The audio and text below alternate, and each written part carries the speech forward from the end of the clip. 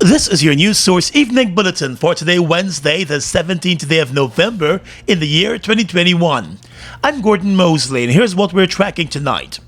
There appears to be growing tension between the Minister of Foreign Affairs and the former Minister of Foreign Affairs over the local team of experts dealing with the border controversy case. The former Minister of Foreign Affairs, Carl Greenwich, was retained by the PP Civic government as an advisor on the matter following last year's elections. The Ministry of Foreign Affairs has confirmed that it has been making moves to expand the local team in the border case against Venezuela, which has been taken before the International Court of Justice by Guyana.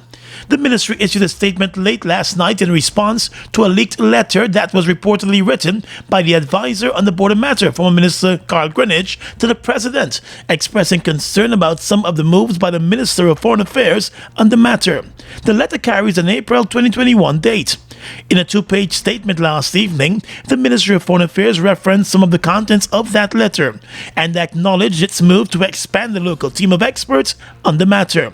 The ministry said the Foreign Affairs Minister, Hugh Todd, after taking office, recognized that the team which was assembled under the previous government did not include a number of key persons who have years of professional knowledge on the Guyana-Venezuela controversy. The statement made specific reference to Guyana's current ambassador to Suriname, Keith George, who served as head of the Frontiers Department before his appointment as ambassador, and director of the Frontiers Department, Donald Skeet, who has served in the department for the past 14 years. Additionally, reference was made to Trishala Prasad, who has served as head of Legal and Treaties Division of the Ministry of Foreign Affairs.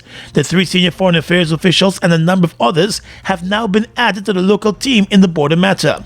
The Foreign Affairs Ministry said its single objective is to ensure that all available local expertise, specialists, and technical support and assistance be made available to Guyana's international legal team. The ministry also said there is no question about the competence of the international team of lawyers who continue to be held in high esteem. It was also explained in the statement by the Ministry of Foreign Affairs that the portfolio of agent in the matter is usually held by the serving Minister of Foreign Affairs, and the position does not require any special expertise in law. The ministry pointed out that the agent reports to the Minister of Foreign Affairs and is supported by two co-agents. The former Minister of Foreign Affairs, Carl Greenwich, had continued to hold on to the position of agent in the matter before the ICJ. In the letter that was reportedly written by Mr. Greenwich and sent to the president, he expressed some concern about statements made in a meeting of the Ministerial Advisory Committee. He described that meeting as sour and made reference to the behavior of the Minister of Foreign Affairs and the Minister of Governance during the meeting as out of place and offensive. On the issue of Ambassador George being given a more prominent role on the border case matter, the former Minister of Foreign Affairs said that would be a matter for the government, but it was not necessary to break up the work of the Ministerial Advisory Committee in order to ensure a more prominent role for the ambassador. In the leaked letter from April, Greenwich also reportedly raised concern about the meeting being video recorded, requesting that the video be destroyed. Greenwich also requested that the management and preparation for the International Court of Justice issues be removed from the purview of the Minister of Foreign Affairs, suggesting that the Ministerial Advisory Committee be redesignated as a non-ministerial advisory committee, which would report directly to the President and the Vice President. It remains unclear whether that suggestion was taken on board by the President, but Mr. Greenwich remains involved in the matter. News source understands that there was friction between the members of the Ministerial Advisory Committee and the minister. The Ministry of Foreign Affairs said it questions the leaking of the letter at this time and noted that just yesterday the minister convened a meeting with Mr. Greenwich, and present at that meeting were the other advisor Ralph Ramkaran and the Foreign Secretary Robert Prasad. The Foreign Affairs Ministry said the meeting focused on the issues before the International Court of Justice. It released no other details about the meeting. More news coming up in just a moment. It's been a long time coming. Overdue, some might say. But now that it's here, it will change life forever. And it is here to stay. The future is now. Transforming Guyana into the 21st century. Introducing GTT Fiber. Experience internet connectivity like never before. Speeds you deserve at prices you can afford from a name you can trust. Sign up today. GTT Fiber is here. GTT. Together, we rise faster. The light on your face, no mask will hide. Feel the joy burn deep inside. Let's have a great Christmas this year. You, me, and Whatever you need, light up your Christmas with Republic Bank and get a chance to win $825,000 in cash prizes. Plus, get a chance to give a family a Christmas hamper in your name. Log on to republicguyana.com for more details. Let's light up Christmas. Republic Bank. We're the one for you. We've got exciting news! All 12-ounce yellow cab Buster are now only $100. Buster, live in Come full get color. your Buster, Buster $100. Come get your Buster, Buster $100. Jungle Jam, Jungle Jam, Jungle Jam. Find as many as you can. Jungle Jam, Jungle Jam. The animals are waiting. Monkeys, giraffes, dinosaurs. Real excitement in a chocolate bar. Elephant, toucan, jaguar. Which ones will you find? Young in the Jungle Jam, Jungle Jam. Find as many as you can. Jungle Jam, Jungle Jam. Which ones will you find? Give me one dembe for my whole family. Their bread is tasty. Them bake bakery. Baked with love and passion by our dedicated team of fine bakers, we give you Dembake. With the same great quality you're used to, we now have a slightly new look. Here in Land of Canaan, we are ready to give you even more. Don't wait until you're hungry. Reach for a slice of Dembake. Them bake, oh. Dembake, healthy, wholesome living. Mobile Delvac and all other mobile lubricants are distributed by Salt Guyana Inc. Mobile Delvac and all other mobile lubricants are distributed by Salt Guyana Inc. Alana! Oh my gosh, it's so great to see you. You must have heard. That's why you're here at GPL. The great news, GPL's 22 for 22. I absolutely did hear. They're giving away supermarket vouchers worth $25,000 to 22 customers. Isn't it just awesome how GPL is giving back to the community, though? For sure. But you know what you need to do? You need to ensure your account is completely settled, while prepaid customers need to purchase credit during the promo period and make sure that you ask for that coupon. Nobody's left out. GPL's 22 for 22. Promotions run October 1 through October 15th.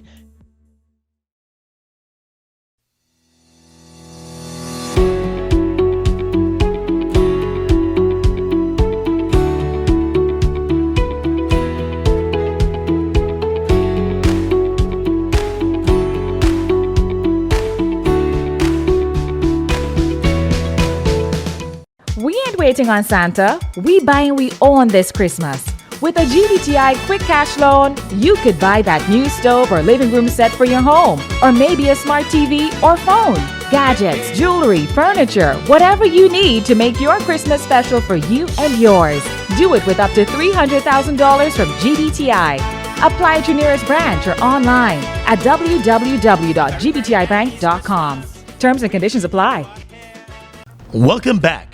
The race for the next leader of the People's National Congress is now in top gear, as 7 members of the party have been officially nominated for the position of party leader. In a statement today, the People's National Congress announced the nominations of Aubrey Norton, Richard Van West Charles, Sharma Solomon, Valda Lawrence, Joe Harmon, and Basil Williams for the position of leader of the party. Norton, Van West Charles, and Harmon have already launched their campaigns. In addition to the nominations for the position of party leader, the PNC also announced that 16 persons have been nominated for the position of chairman of the party. Incumbent Chairman Valda Lawrence has also been nominated for that position.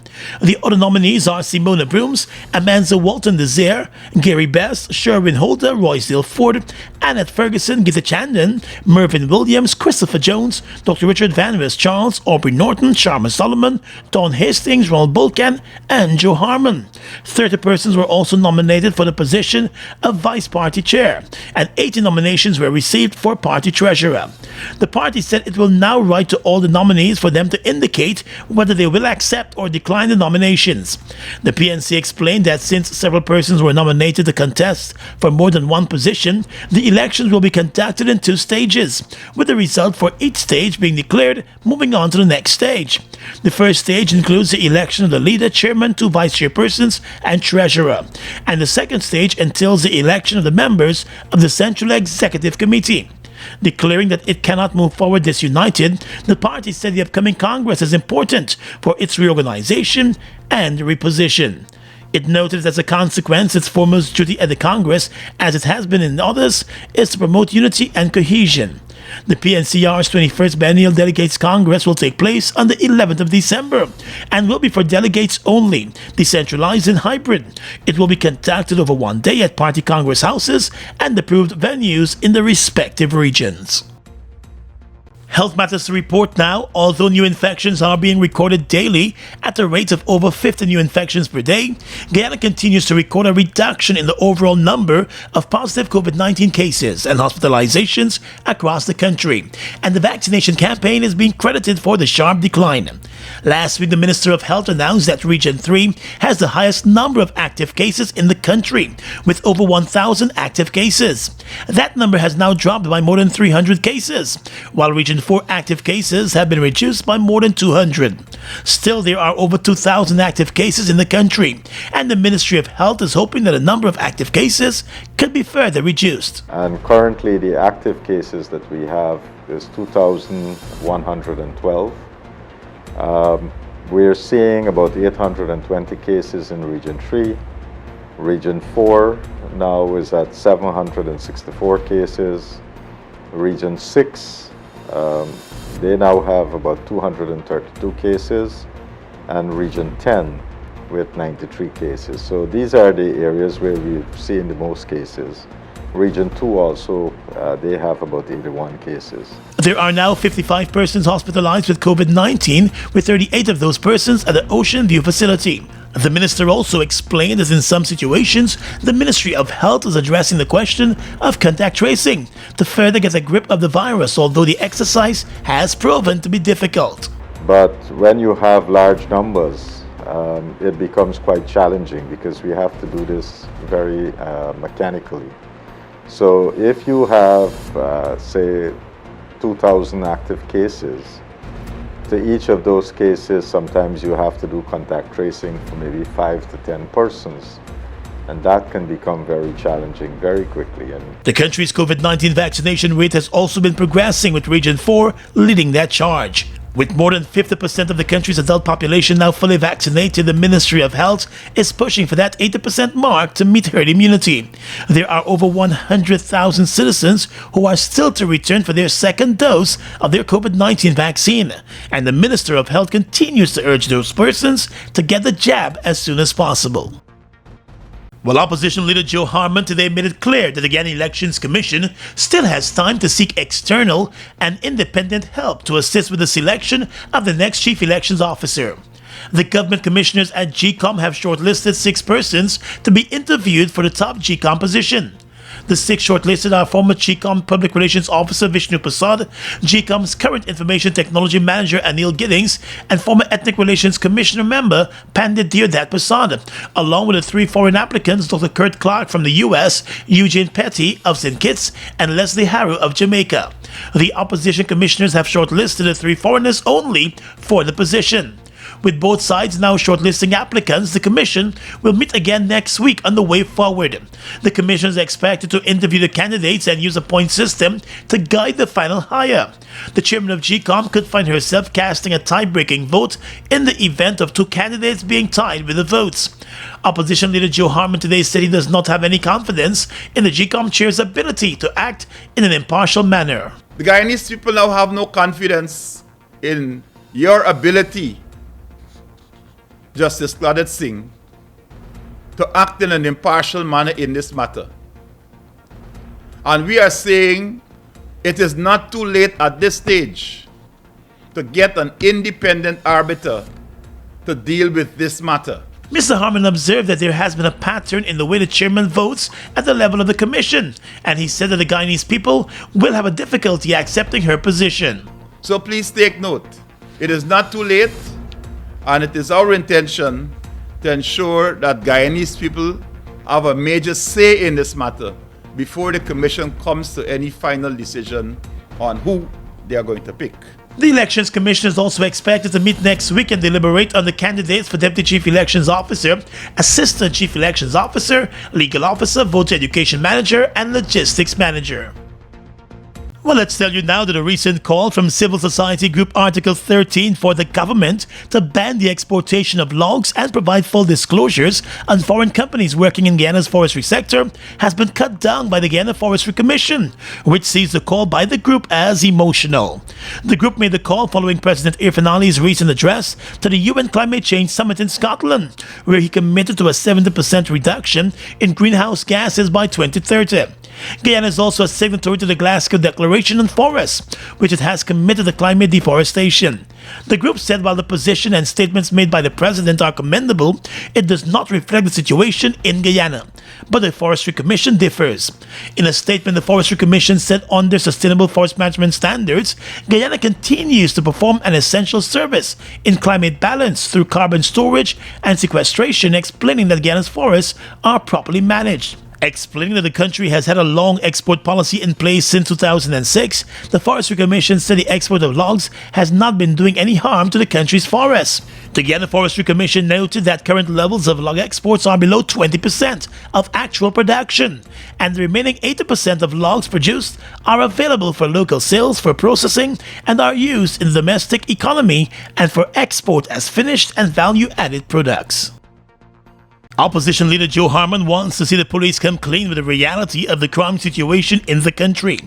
With the police force recently indicating that serious crimes in the country are at their lowest in 10 years, the opposition leader said the figures may be presenting a false narrative as the government fails to address security concerns in the country. During a press conference, the opposition leader said citizens continue to complain daily about falling victims to criminal acts.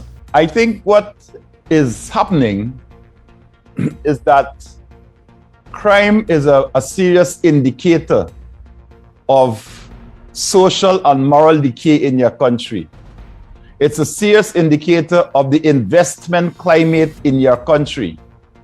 And therefore, to the extent to which those figures can be suppressed, it creates a very false image that everything is fine in Guyana. Mr. Harmon explained that given that Guyana ranks in the top 10 globally for crime, there appears to be some manipulation of the figures locally.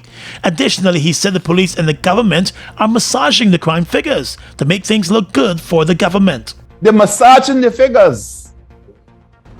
They are massaging the figures to release, to see what looks good for the government. But the crime situation in Guyana is bad, and that is the reality. How could you explain, under the bright lights not far away from where the president lives, a man can be gunned down,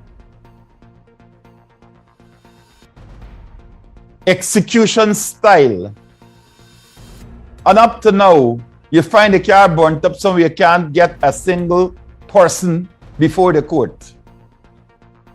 How could you explain only the other day a doctor brutalized in his office or home? And you have all sorts of crazy statements being made by people. How could you justify the Henry brothers and Harry Singh and the nonsense that came out of that police investigation? And the opposition leader has now issued a call for the police force to step up its crime-fighting tactics. So you see, it seems as if the criminals have more rights than our citizens. And so this is one of the reasons why they are suppressing these numbers to give the impression that everything is fine. But while you're doing that, you're giving license to the criminal elements. Earlier this week, Crime Chief Wendell Blanham revealed that the number of serious crimes is on the decline, although it might not appear to be that way. Forfan Mendez is committed to promoting development through quality, service, and integrity. Customers are guaranteed genuine products, reliability, and excellence in service. Their corporate head office at Providence affords you the added convenience of a spacious showroom with secured parking. Forfan Mendez continues to offer their valued customers a wide range of genuine and affordable German-engineered equipment. They're leading the way in clean, green alternative energy solutions with industry-leading brands of solar equipment. So visit their showroom at Providence and enjoy efficient and courteous service. Barfoot and Mendes, offering you solutions you can depend on. Mobil Special and all other Mobil lubricants are distributed by Salt Guyana Inc. Mobil Special and all other Mobil lubricants are distributed by Salt Guyana Inc. It's one of your biggest goals, getting your own home, where memories are made, where happiness lives. You may feel that home ownership or renovation is beyond your reach, but we at Republic want you to know that there's always a way. Ask us about our suite of mortgages. Let's help make your housing wishes come true. Or advise on how the equity in your existing home can finance other dreams and goals. Call or go online to learn more. We've got exciting news! All 12-ounce yellow cab Buster are now only $100. Buster, live in Come full get color. your Buster, Buster $100. Come get your Buster, Buster $100. We are legions of men standing strong, but never too proud to stoop and help someone. We must send a clear signal to all.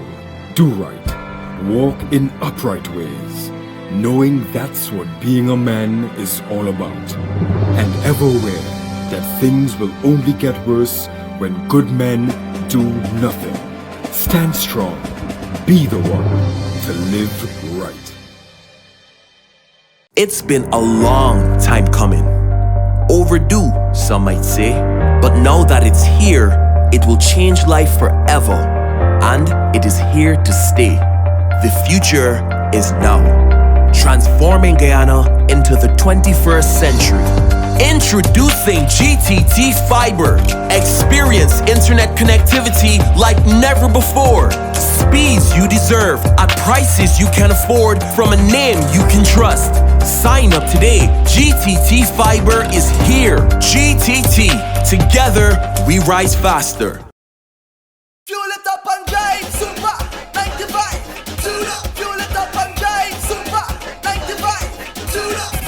Protect your fuel system, boy. High mileage and performance, boy.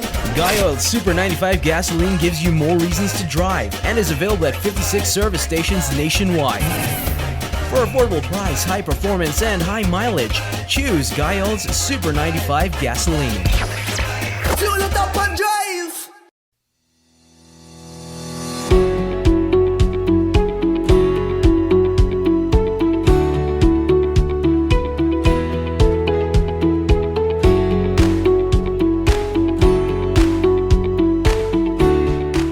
Across the region tonight, U.S. President Joe Biden has banned the members of the Nicaraguan government from entering the United States as he issued a broad proclamation in response to an election that Washington has denounced as rigged in favor of Nicaraguan President Daniel Ortega.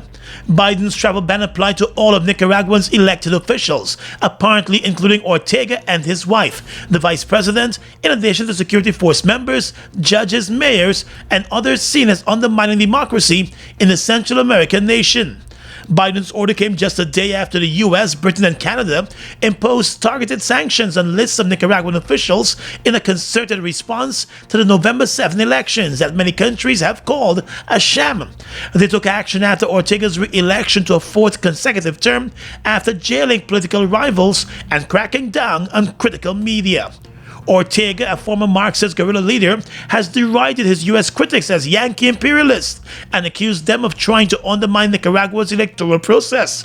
Cuba, Venezuela, and Russia have offered Ortega their backing. In Jamaica, the International Monetary Fund is predicting economic growth of more than 8% for Jamaica this financial year. But the IMF also warned that while the economy is recovering, the COVID-19 pandemic poses a significant risk that could lead to a more prolonged disruption of tourism, trade, and capital flow. In a statement issued today, the Washington-based financial institution noted that tourism has rebounded to nearly 70% of pre-crisis levels, despite the two COVID-19 waves this year, and other sectors have picked up as well. It said real gross domestic product in the second quarter of the year was 14.2% in Jamaica. That's 14.2% higher than the same quarter a year ago. And finally tonight, international news. The BBC reports that more than 100,000 Americans have died of drug overdoses over a year-long period during the COVID-19 pandemic.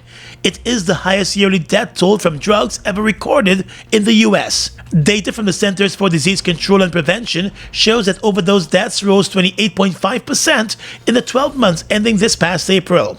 Experts believe that overdoses likely spiked because of the psychological toll of the pandemic and more synthetic opioids like fentanyl in the supply. Overdoses rose in all but 4 of the 50 U.S. states. Using data from death certificates, the CDC estimates that 100,306 persons died between April 2020 and April 2021 from drug overdoses in the U.S. And that's your News Source Evening Bulletin for tonight.